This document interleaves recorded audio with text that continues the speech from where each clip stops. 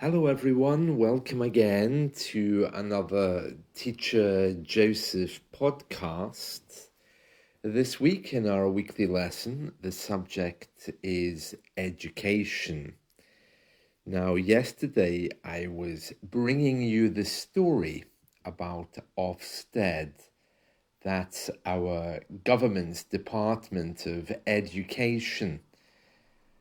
Ofsted made the decision that in England, and I would say only England, it's changing the way it reports on schools and whether they're doing well or not.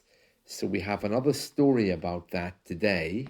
And I just want to stress again that this is an English thing in these days where the UK is very much divided in terms of its devolved administration. And that means many powers have been passed to different regions. So when the UK government makes a decision, sometimes it only affects England because that's really where its power lies.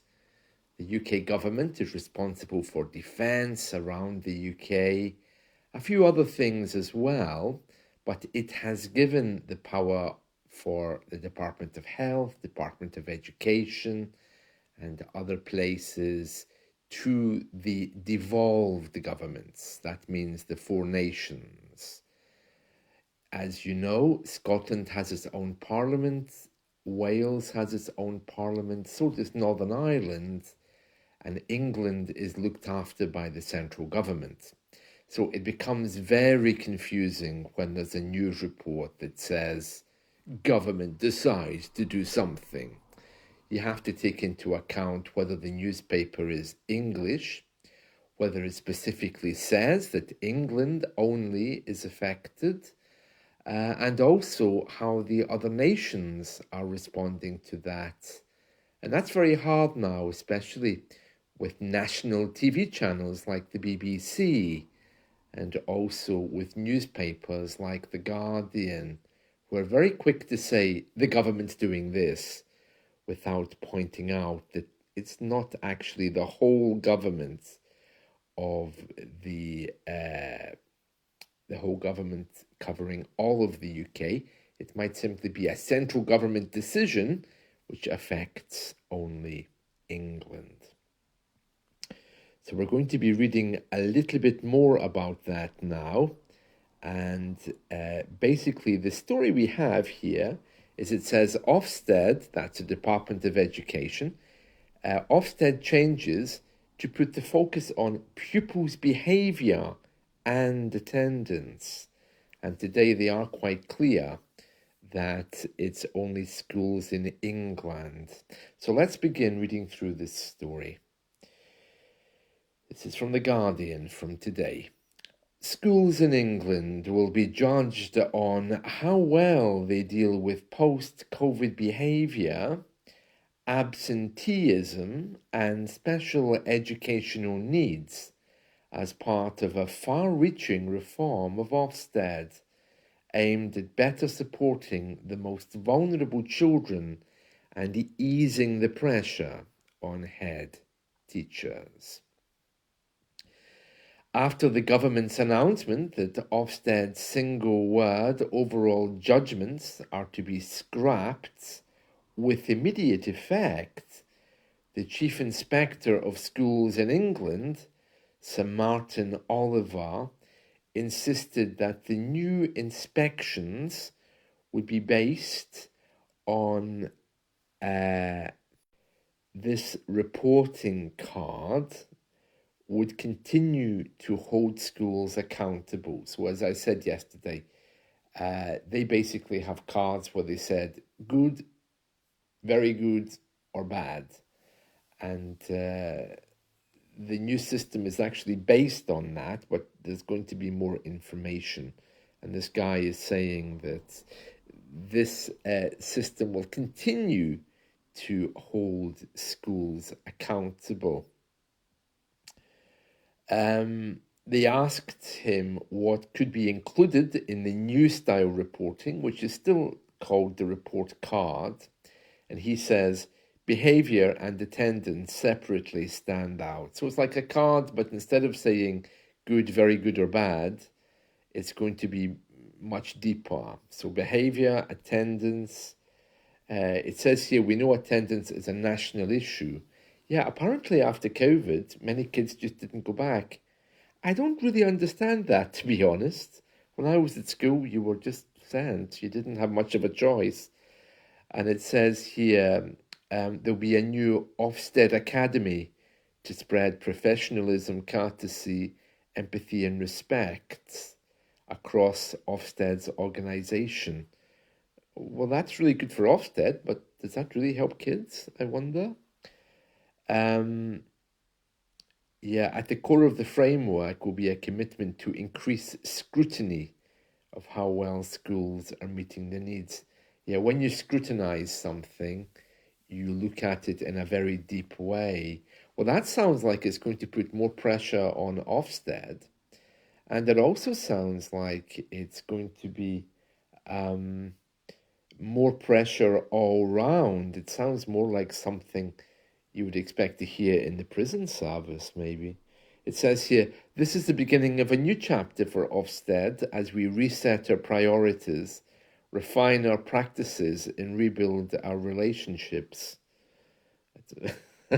Very nice words, but it doesn't convince me of anything, I think. It says here, the case for change has been building for years.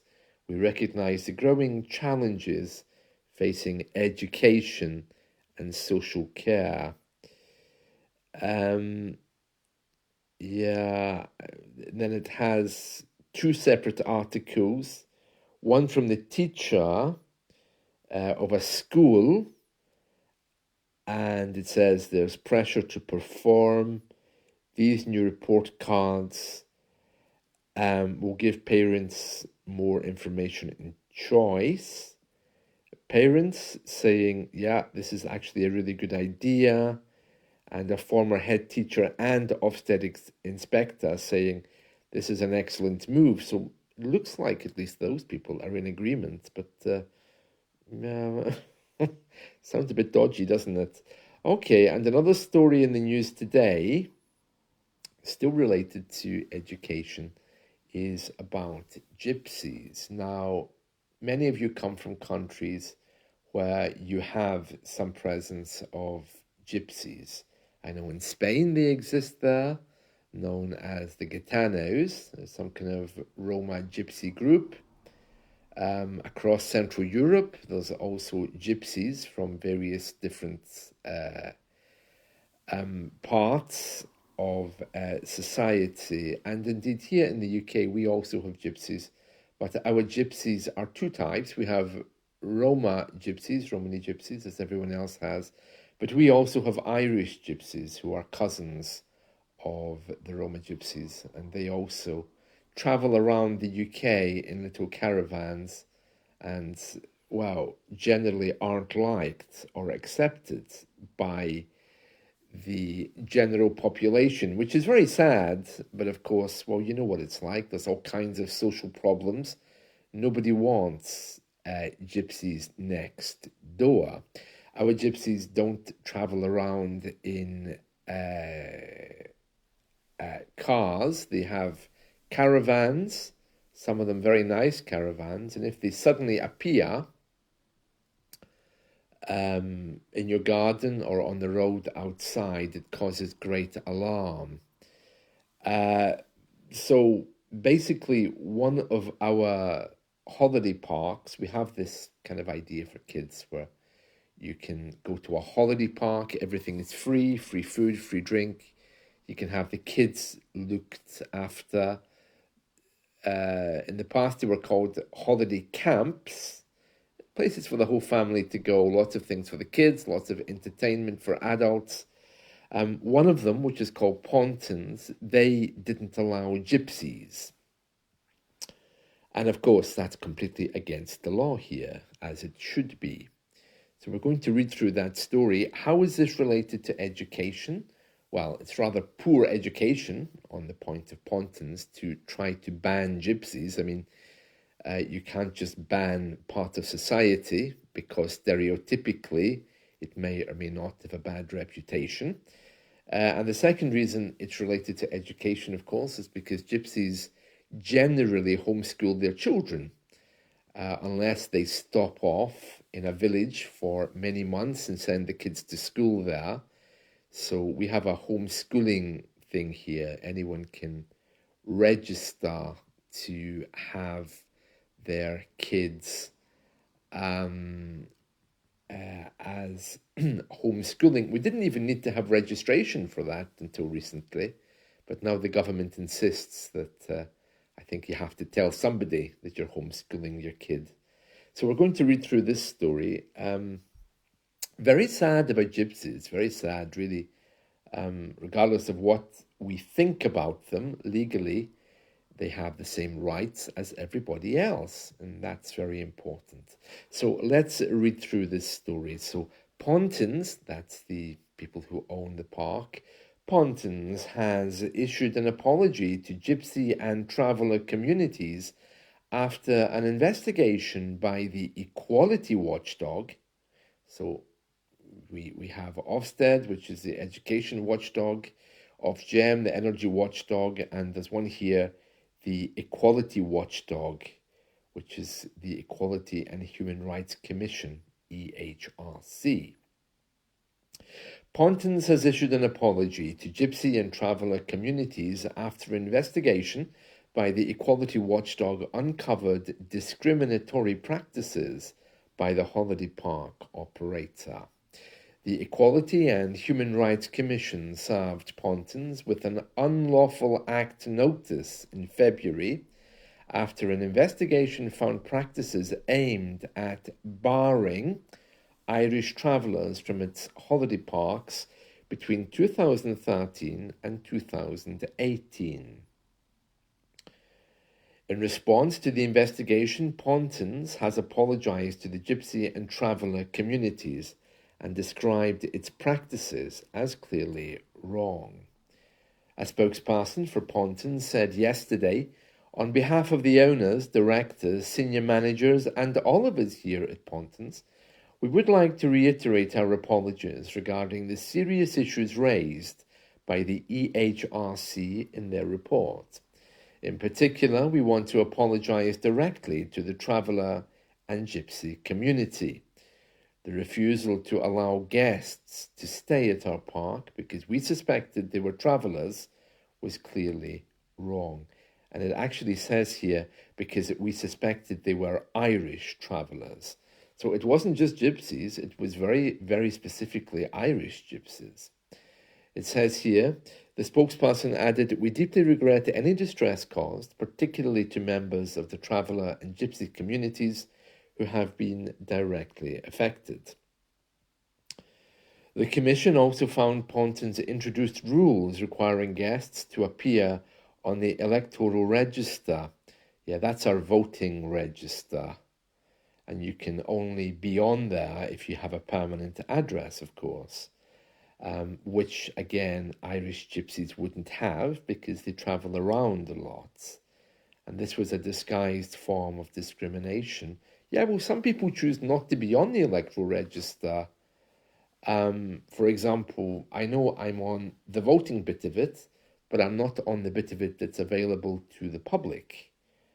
The apology is the first step of the action plan developed and monitored by the EHRC to tackle race discrimination against Irish travellers.